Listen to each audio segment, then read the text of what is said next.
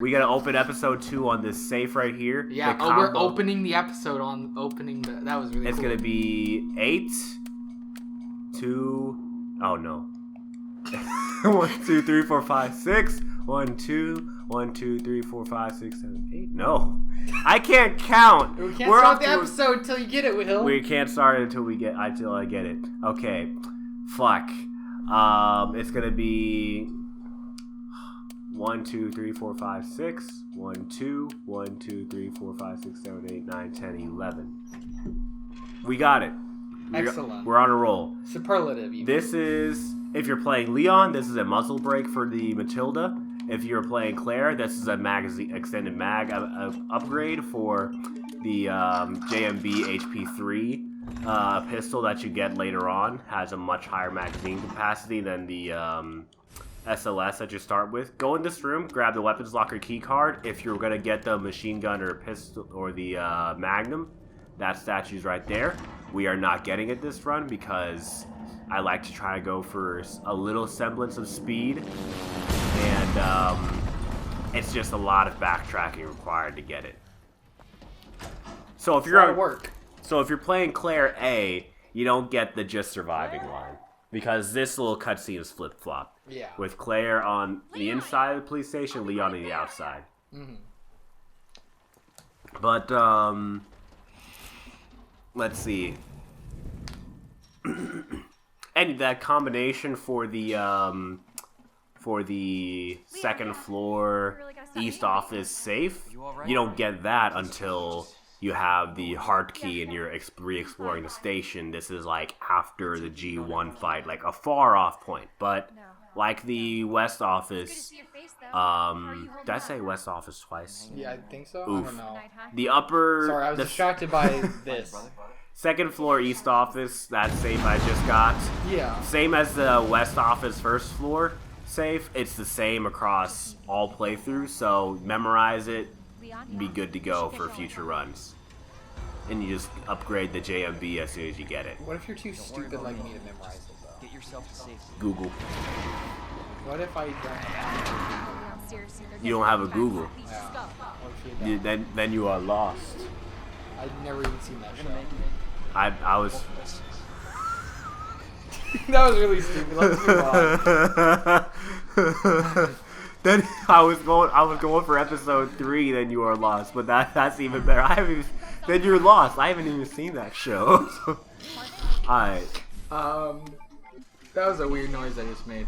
Oh, okay. I was gonna say something, but I'm actually going. That reminds me. Yo, you ever watch Total Drama? Yeah.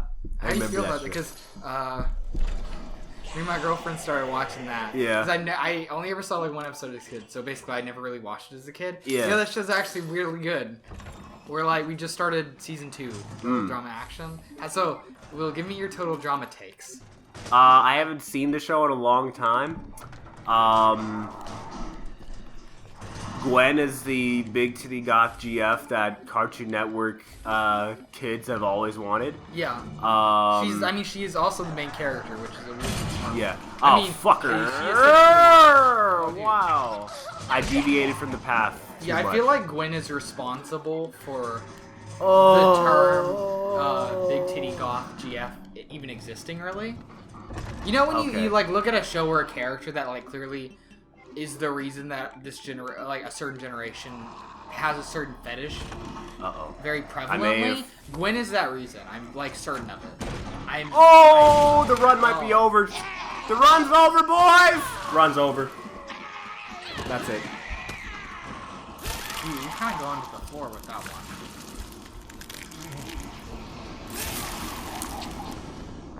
The run's over. I hecked up. We gotta run the whole thing back. Run it back, Jay.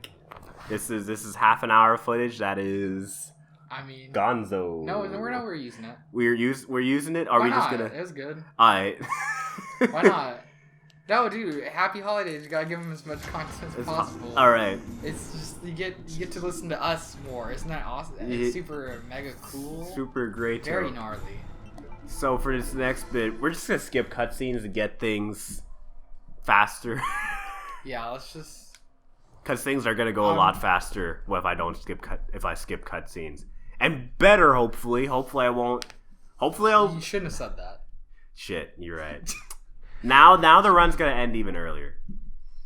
All right, skip the little intro cutscene. I think we of the might guy. get messed up by Kappa because we talked about total drama. No, I'm kidding.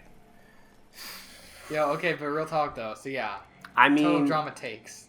Total drama takes. Ooh. Anybody here?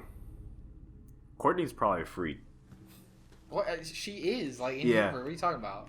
In universe? I mean, like she's like, Hello? like very clearly. Also, weird that you say that about a 16-year-old character, but I. Well. Well, listen. This is about a show that I watched when I was definitely like about 14 years old. Wait here. So it's everybody's like in Dude, you're age. old for that one. Yeah, No, I I'm know. kidding. I am old. I'm fucking Gen 1 or Boomer boy. You're Gen 2er. I'm a Gen 2er, you're right. I was actually... If we're talking about, like, the time I grew up and, like, what games were out, I'm more of a Gen 2/3er. I am definitely a Gen 3er. But I'm also sort of Gen 1er because even though I owned Emerald, Alright. Run the past game it? I definitely played the most was Fire Red. Mm. However, also, it's weird because I don't really have any particular bias towards Kanto and its Pokemon. I think those games are great. I definitely don't think they're the best. Yeah. Gen 5 is my favorite. In fact, I'm wearing... I'll throw up the shirt that I'm wearing. I'm wearing Tamashi Hiroka's Oh, yeah. black and white. You have to be very... You have to have a very high IQ to understand black and white shirt. It's real good. Alright, skip that. Skip that. Leon just bursts in with that face. Like, huh? Tamashi! But okay, so what I was gonna say, this is gonna be a little controversial. I'm kind of throwing you on the grill. With Throw this me one. on the grill. Yeah. So Will, shortly before recording this, informed me that he thinks that Code Veronica is the worst of the classic Resident Evils.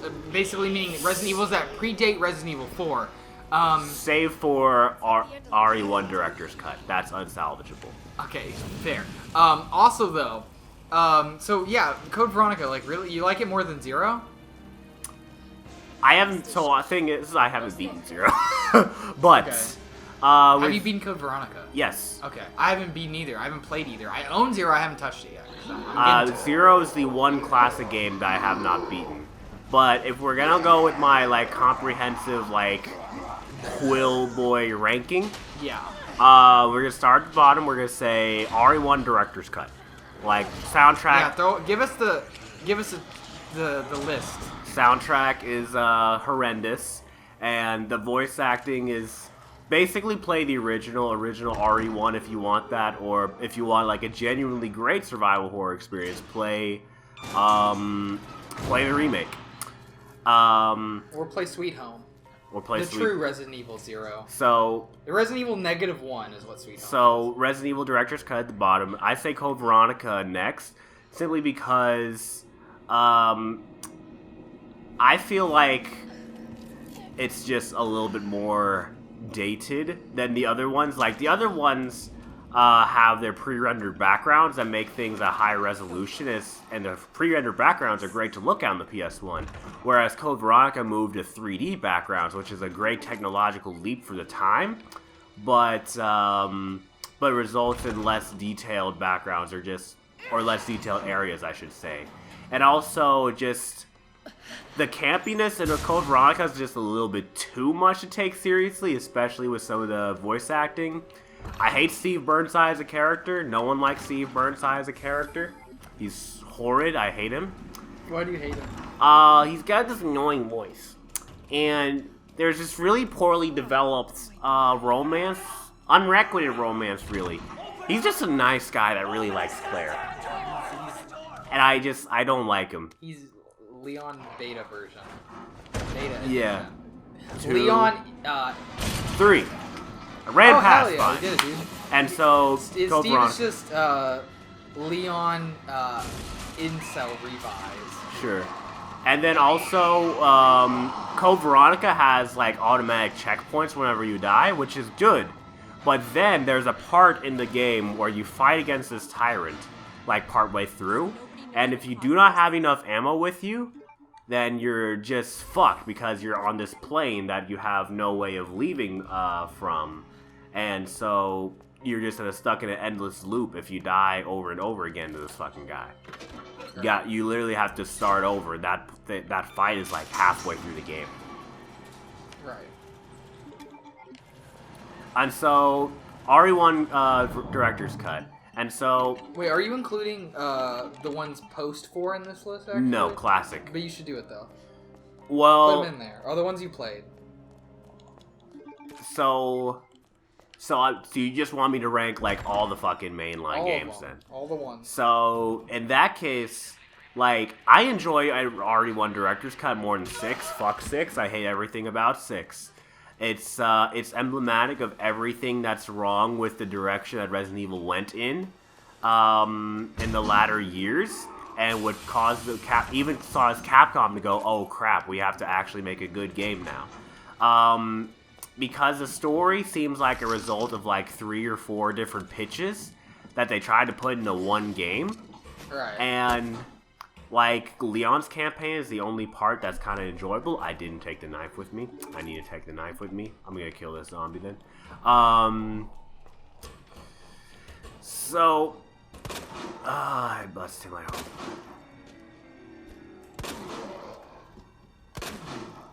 And so... Yeah, I just don't like 6 at all. So... Then... Whoa, boy. And oh, boy.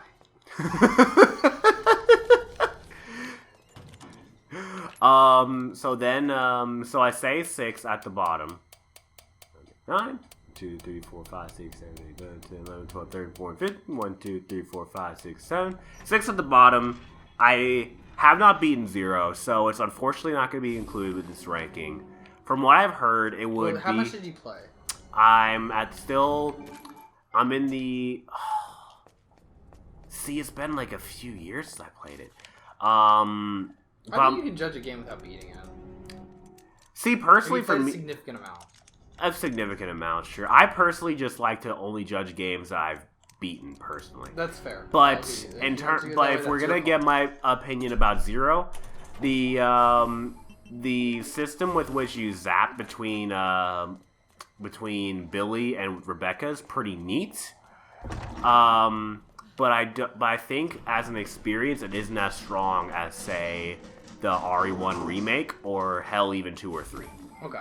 So I might put it like above, maybe at or above. No, I'll put it between Director's Cut and Code Veronica. For me, this might be misinformed dum-dum opinion from somebody who hasn't played through the game, but whatever. So we've got Director's Cut, we've got 0, we've got Code Veronica, and then we go with and if I'm gonna be ranking all of them, God, I gotta rank all the Resident Evil games while I'm trying to play. This is hard. Yeah, do it. You want me to lay down my list and tell me why I'm wrong? Sure, actually. I haven't beaten all these games, but these are the ones I've played significant amounts of. 6 is at the bottom. Yep. I'm trying to make sure I include it. I feel like I'm gonna forget one. Then there is. Let's see. What the hell is up with you? Jesus. Then I'm gonna say Revelations 2. Then I'm gonna put. Oh, okay, that's really rough. This is gonna probably be bad opinion time. I'm gonna say 7, Revelations 1, 4, 2 remake. That's the list from worst to best. However, I think all of them are pretty good, except for 6. I enjoyed 6, but I think it has serious issues. Like, I thought I killed this zombie right here, but my guy. No, actually, He came we up the ran stairs into a and followed serious me. issue. Ha! So, I'm sorry, run your ranking by me again. No, it's cool. Maybe that's what happens when I make you list out deliberate list. Run it by me again. So off the top of my head, out of the ones I played significant portions of, like more than half. Yes. My list goes 6, Revelations 2, 7, Revelations 1, 4, 2 remake. I've played 1 remake, but I've played like 25% or less of it. I've tried to boot up 5 and couldn't get it to boot up.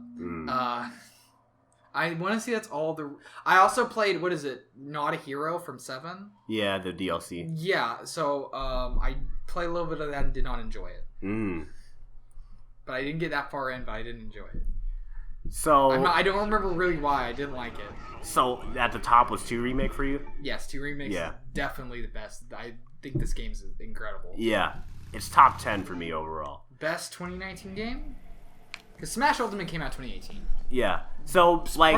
This is probably my game of the year 2019, for sure. Like, see, this game is... I say it's my game of the year 2019. It is absolutely nutso, but the only games I bought this year that I've been playing are this, Jedi Fallen Order, and Final Fantasy VIII Remastered. That's totally fair. And one of those isn't even really a 2019 game. Yeah. I mean, arguably this one isn't either, but it's such a significant change. This is a new game in RE2 Code of Pain. Now, for my personal ranking, oh, son of a bitch. Also, that brings up another topic I want to talk about, because I've thought about this a lot, but also, I'll let you talk about what you were saying. So, you mentioned the Revelations games. I have Revelations 1 on the 3DS, and I have Revelations 2 on PS4. I should point out, I played Revelations 1 and 2 on PC. Have not beaten either of them, so I cannot include them in my rankings. So, unfortunately, this starts with, like, for you, 7 being second worst, which I get. This is just, the other games are better. I would say, so I get to continue from my ranking from earlier. I would say Director's Cut, then 0, Code Veronica, 1 original. 1 original is very enjoyable. And then that leaves God, this is so unreal. 5. I enjoyed playing through 5, but it's an action game. I don't come to Resident Evil for action as much as I come for horror. Right. And so 5 to me, I beat it and I've never touched it ever again. And then we come to...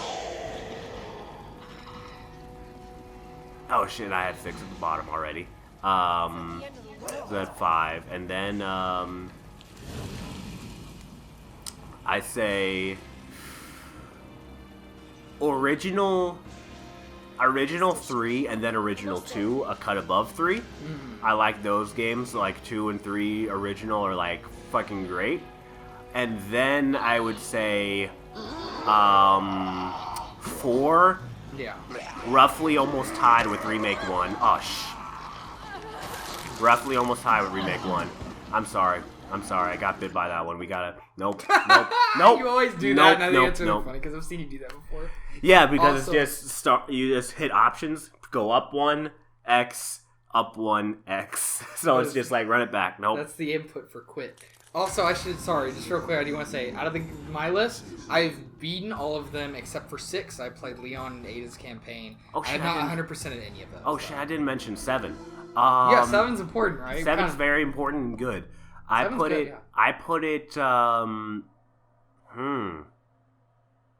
about the same level as original 2 and 3.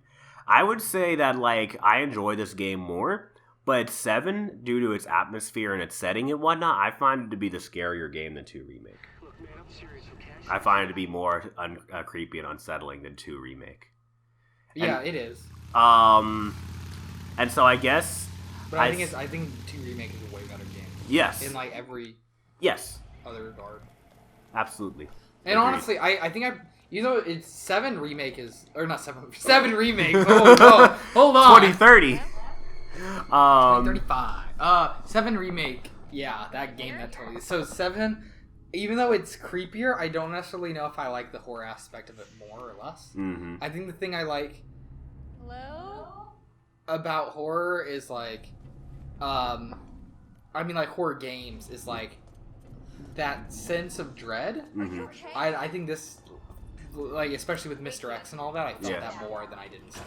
See, for me with 7, it was very much the immersion of being behind Ethan's eyes. So I thought having it be That's true. in first person and a bunch of other things made it seem a little bit derivative of other horror games that have come in the past few years. Yeah.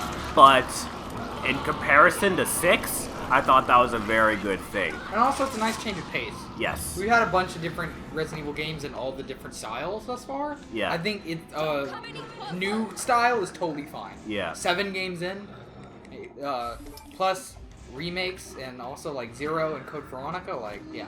So I guess I would put 7 about at the level of original 2 and 3. And then I say 4, Remake 1, Remake 2. Remake 2, very top, GOAT. That took like 20 minutes for me to get my ranking out while I was playing. Holy crap, talking while playing is hard. And I'm like, and we're now on our 4th run, so you know. Oh, it is the 4th run technically. So the 6 or 7 people who have like watched this video are already clicking away. Like, damn, yeah, this guy's. we're like 5 minutes away from cutting this video. This guy said he had speedrun strats and he's trash. He's pretty fast in terms of how fast he loses. Yeah. Ooh. Barnacles. Owie. But what I was gonna say though, something I want to bring up. Also, yeah. Wait, did you finish your list? I don't remember it now. I put RE2 remake at the top. Okay, I thought so. Okay, I just want to make sure, cause yeah, no, okay, you know a lot more about Resident Evil. And plus, more, I might do, I might know more, but also my ranking did not include Revelations 2, or not 0 fairly anyway. I get you. Whereas yours like didn't have original 1, 2, and 3 because you haven't played them. You didn't feel they're evaluating them. Yeah, those games. My list is weird in terms of what I haven't played.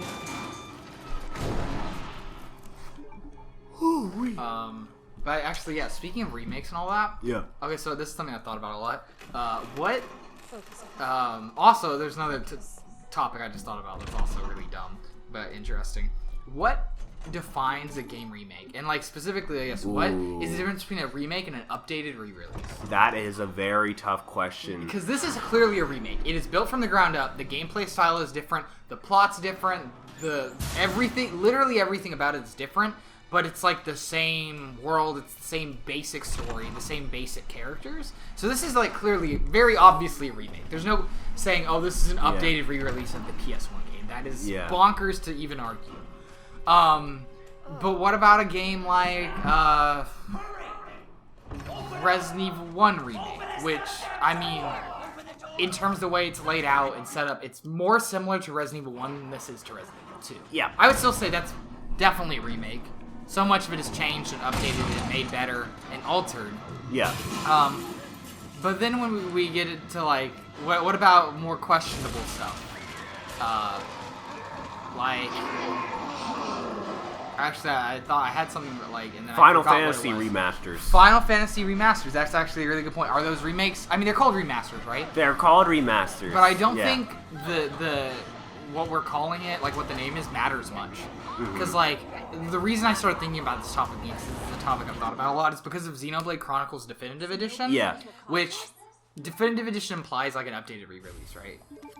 Implies that game is like definitely. I would say that's very much closer to a remake. The art style is different. It looks like there's a ton of new content. I don't necessarily know if we should really like just the term Definitive Edition is very misleading. See, the thing for me is that I used to have a very arbitrary and dumb line of saying it's gotta come out like 10 years after the original game. And then that causes problems when you think about Pokemon Fire Red Leaf Green. Oh, literally we said the same thing. No, that's the one thing that made me think like, well, shit, that doesn't work either. Yeah, because like Fire and Leaf Green, they introduced the Gen 2 and Gen 3 mechanics that weren't in Gen 1. Yeah. There's a ton of new Pokemon available. It introduces the Sevi Islands and stuff, but and like the gameplay is still very similar. The way the game is set up is still very similar. Yeah. The plot is the same. Like, to be expected from a remake. It just adds content. Yeah. So like, is it an updated re-release? I would say no, but I definitely think you have a strong argument that it isn't to an extent. I don't think so. I think I'm not arguing that it is. That's the rationale it used to have. It's like, is it about the quantity of the new content, or is it the nature of the new content? Does the art style need to be changed? Because the thing with like Final Fantasy X Remaster, for instance, is that they have included some content that was only in the international release in the American version. So there's some content that's in the American version, that is in Final Fantasy X Remaster that was not previously in the American release. Yeah. Like there are so many weird iterations of games and stuff that it becomes really blurry. Like, okay, so for example, like we have Street Fighter 2, right? And there's a billion versions of that. Yes. I don't think anyone would argue that Street Fighter 2 or Super Street Fighter 2 or Street Fighter 2 Turbo are remakes of Street Fighter. They're updated re-releases, right? Yes. But what about when we jump all the way to like from Street Fighter 2 to Ultra Street Fighter 2: The Final Challengers on Nintendo Switch, which introduces the HD graphics from HD Remix. It has, compared to the original 8-character roster, it has a billion new characters because it has the 4 Heavenly Kings, it has Cammy, it has Evil Ryu and Violent Ken, it has Akuma and Shin Akuma, it has color changing, it has online play, it has a two-player mode, it has a whole weird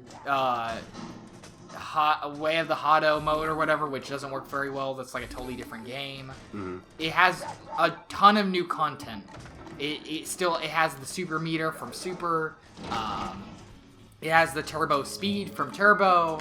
That game does not play like OG Street Fighter 2 at all. But is that still an update release or is it a remake? Like, at some point, does that become a remake? I think the line has become increasingly blurry. Yeah, right? That's the issue. What about Crash Trilogy. Crash Insane Trilogy. Yeah, graphical right? overhaul, but it's... And they added some new content, but those levels are like the same levels. Yeah. They are pretty much laid out the same way. What about Super Mario 64 DS? That's the weirdest, because it's like that the graphical overhaul. It's just laid out in a very different way. Yeah. But like pretty much all the levels from 64, it's very clearly 64. Still. Yeah. It's clearly the same game. It's not different enough to be a sequel, because there's so much repeated content. Mm-hmm. But there's like 3 new playable characters, a ton of new stars. You have like stuff from later games, like you have Sunshine stuff in that. Come on. What about Super Mario All Stars? Remake. What is because they control very differently. The graphics have been overhauled. The sound has been overhauled. Yeah. But aside from that, and the way like the extra worlds and Lost Levels work, those games are pretty much the same games. Yeah. But what about Super Mario Bros. Deluxe, which has the same graphics as Super Mario, the NES game, but it's all the levels from 1 and Lost Levels aside from the extra worlds from Lost Level. And it also has a ton of new content. It has a challenge mode, it has a race mode, it has like a bunch of little extra gimmick modes. Is that a remake? Because whereas All Stars is basically the same game, but with different like physics and graphics and stuff, Deluxe is the same game with the same graphics and physics, but a billion new things added that recontextualizes the kind of game that it is.